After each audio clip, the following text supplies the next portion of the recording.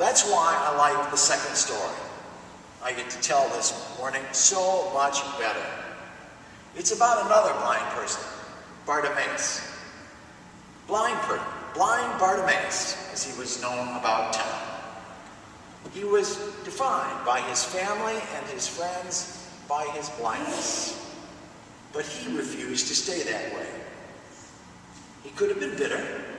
He could have been resentful like the woman who I buried last Thursday. But he was determined. And nothing and nobody could stop his determination. He hears about this Jesus fella and decides to take a chance. Often, our blind spots cause us not to take chances. What if we try and fail? What if it doesn't work? Our negative what-ifs can be the greatest blind spots of all. Bartimaeus doesn't give in to them. And when they are verbalized by his so-called friends, he doesn't listen. He turns a deaf ear, so to speak. It was easy for them to try and silence him. They were in reasonably good health. They were reasonably well fixed.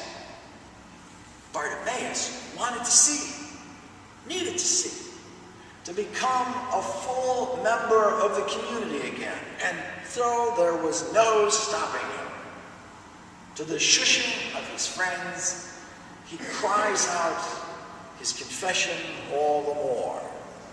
Lord, have mercy. Christ, have mercy. Lord, have mercy.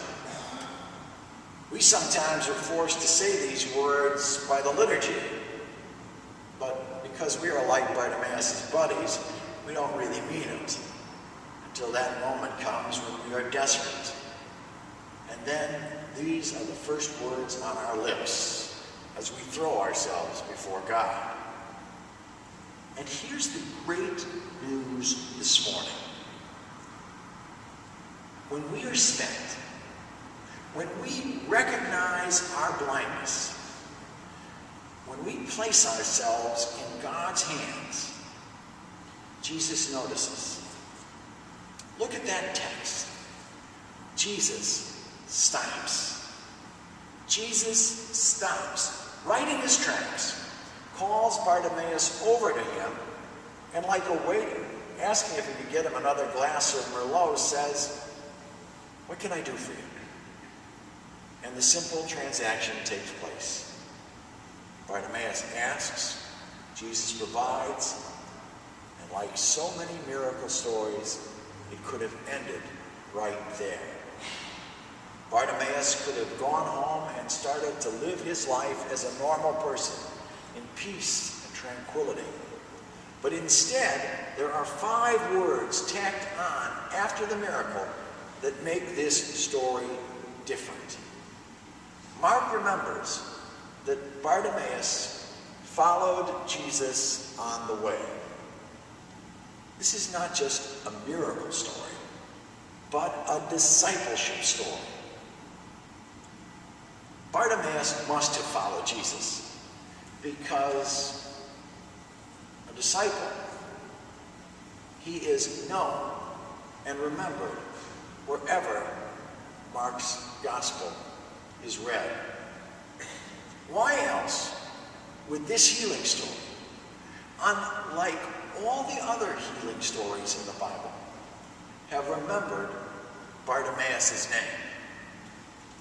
Bartimaeus, sure, we remember him. He used to teach Sunday school down at First Church Galilee.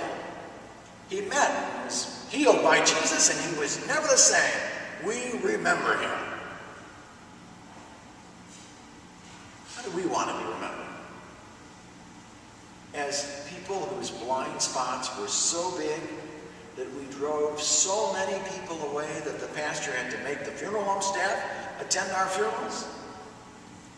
Or as people who let Jesus overcome their blind spots and then followed him?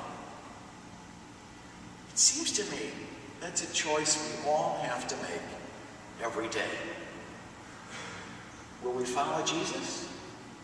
or will we allow ourselves to be sucked in to the black holes of life? You realize, of course, that this choice has absolutely nothing to do with the kind of funeral we'll get, but absolutely everything to do with the kind of life we will lead. Grouchiness, gratitude, grace, or sour grapes. That's our choice. What I said at the funeral was the only thing I could think of. God's love is all around us. God is always reaching out to us. God is loving us, even when we can't love ourselves and won't love others. God's love is bigger than all of our blind spots put together. And for this, we can only say, thanks be to God. Amen.